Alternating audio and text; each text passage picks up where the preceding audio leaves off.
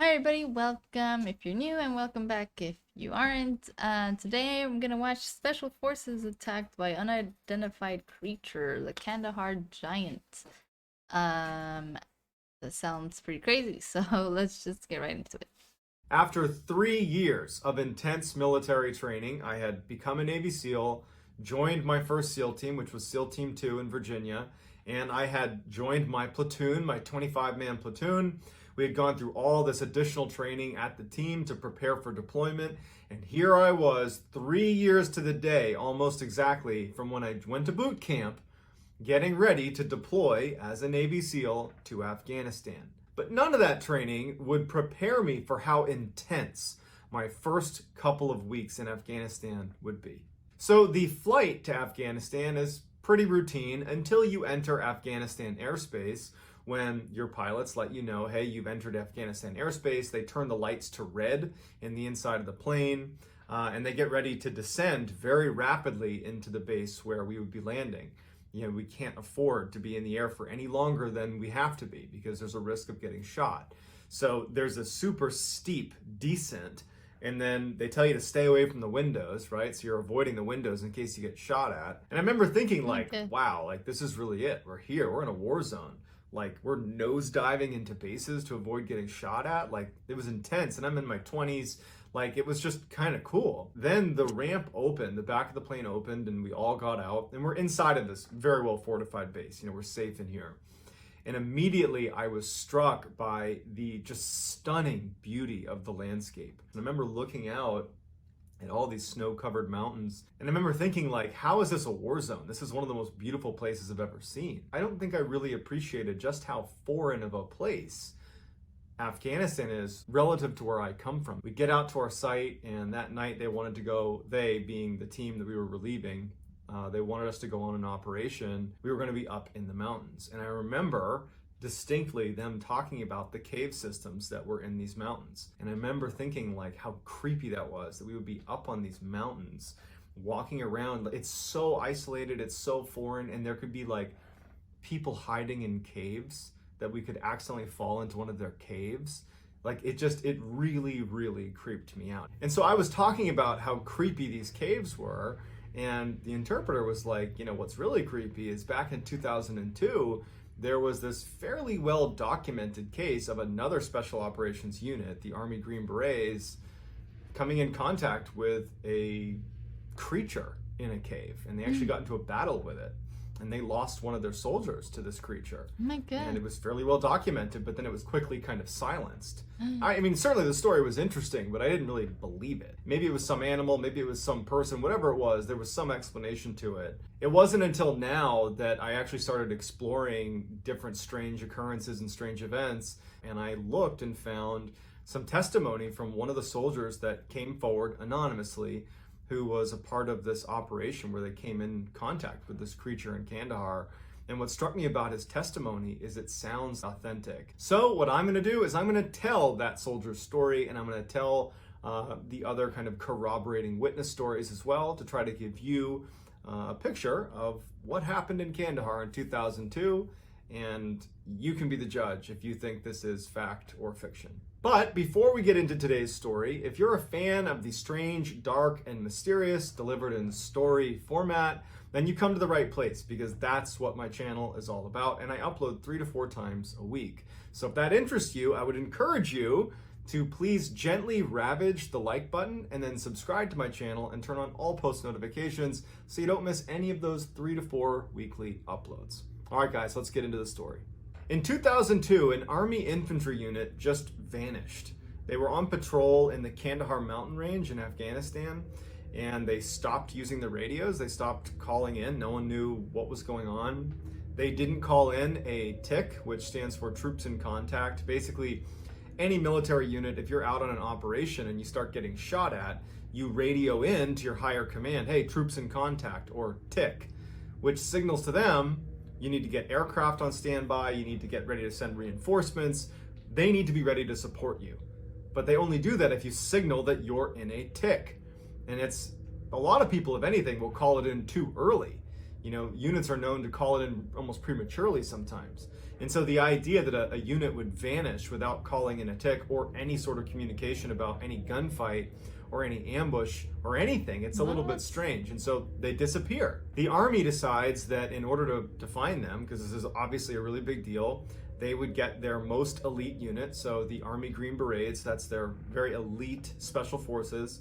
They would send them out to find this missing unit. And so one soldier that was a part of that elite special forces detachment, who just goes by Mr. K, he would come forward years later and tell the story of what happened once they were tasked with this mission. So they leave via helicopters and they fly out to the Kandahar mountain range, about 4 clicks, so 4 kilometers about, from where they believed was this infantry unit's last known location.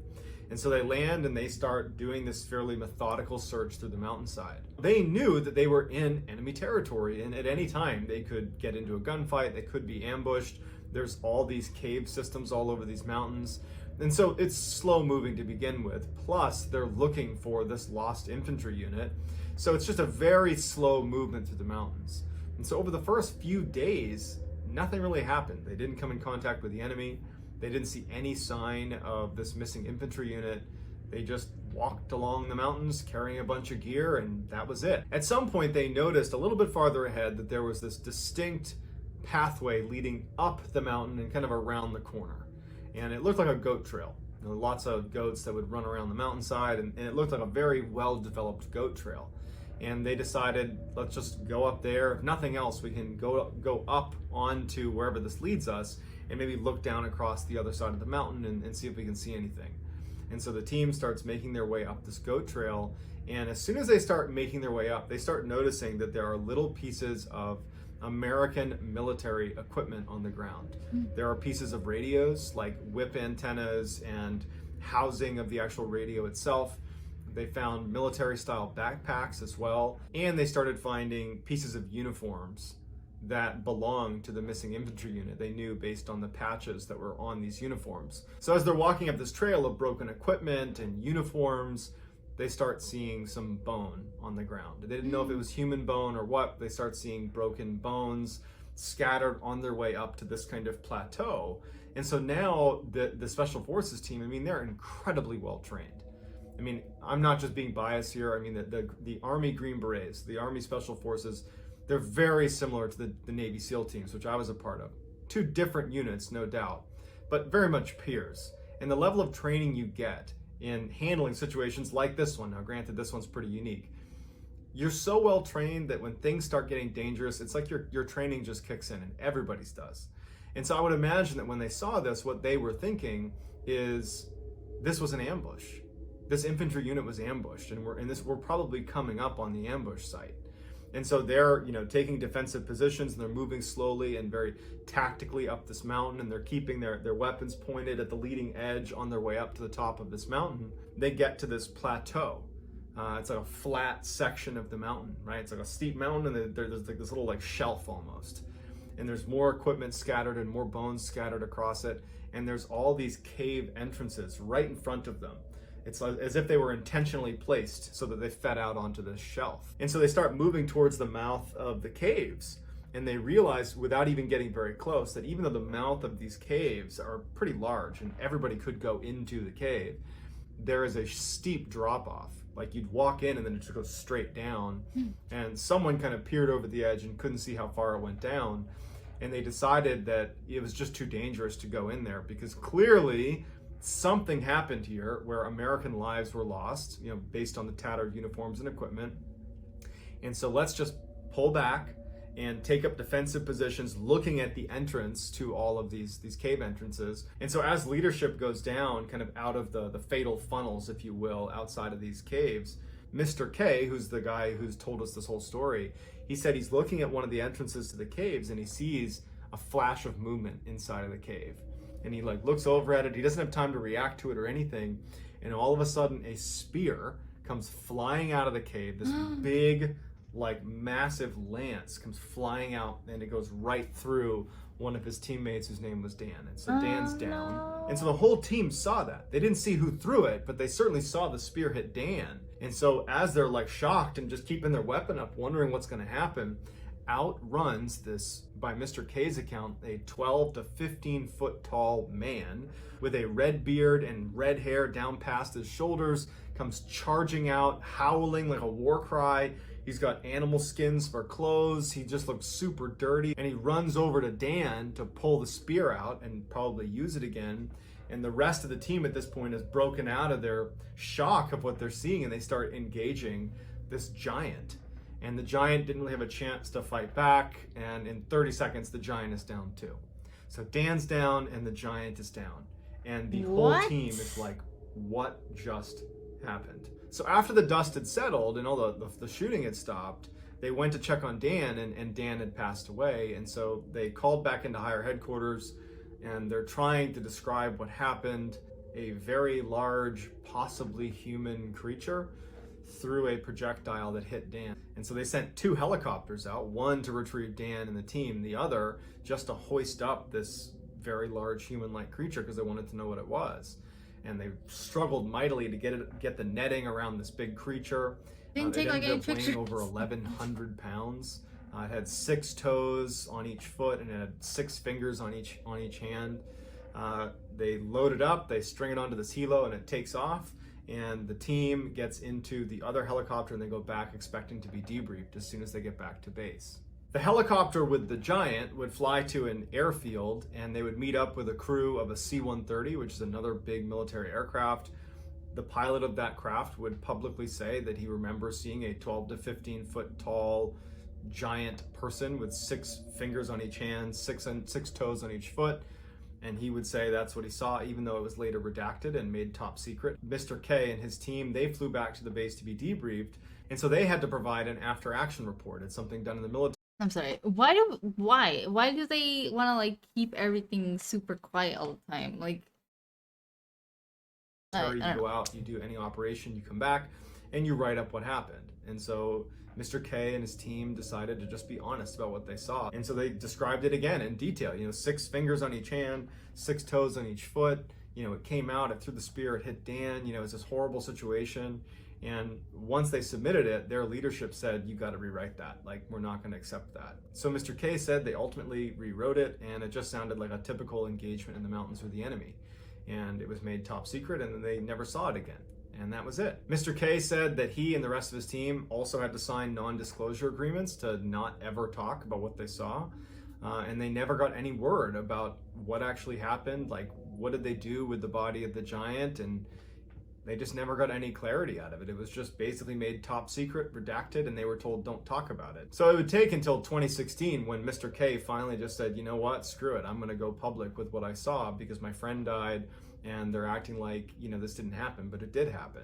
Mm-hmm. And so that's why we have this detailed report of this mission where they came in contact with the giant of Kandahar. I don't know how I feel about this story. I do think that if there was a place in the world that had the ability to mask or hide giants from being seen by the prying eyes of the human population, it would be Afghanistan. There were times when I was walking around out there that it felt like I was walking around on another planet. But either way, you do have one soldier who was killed by something out in the mountains of Kandahar, and his own teammates say this is what happened. And you have multiple corroborating witness testimony, but a lot of it's been made top secret and redacted, and so we don't really know what happened, or at least us commoners don't know what really happened. So I'd love to hear what you think happened, whether you think this totally happened and it's true, or if you think it was a hoax. If you enjoyed this story, if you would, please gently... If that didn't happen, why would they make it top secret? Why would they just... That was Special Forces attacked by unidentified creature, the Kandahar giant. That... I totally believe them. Like, why would he lie about that? There's no reason for him to lie. And they literally told him, do not talk about this. Why? If it wasn't something... If it was, like, they got attacked by the enemy or attacked by an animal... Like, they wouldn't tell them to be quiet about it and keep it top secret. Like, so obviously something happened that they don't want people to know about. Now I'm wondering if, like, every myth I've ever heard is actually true. Like, there's giants and fairies and all kinds of stuff, apparently. But I totally believe them. Because you don't know, like, the planet is big. We live in a huge planet. I mean, it's not like huge, but it's pretty big. I mean, you don't know what's in each place in the world, you know? And I just, wow, that's crazy. I feel bad for the one who passed away, his family. Like, they probably would never know the truth. I really do believe that those types of things exist. Maybe not a lot of them. I don't know where they came from. I don't know how they're here without like people really noticing, but there's a lot of places that are pretty isolated enough for those things to exist. Even in the US, there's a bunch of reports of like Bigfoot sightings or like skinwalkers or whatever you want to call them, but there's these creatures that exist and people have seen them, and I believe that they're there. They're pretty good at hiding. Like, he lived in caves, so, and I'm sure like a lot of people don't go there. So thank you everybody so much for watching, and thank you everybody that has subscribed, and I hope to see you guys next time.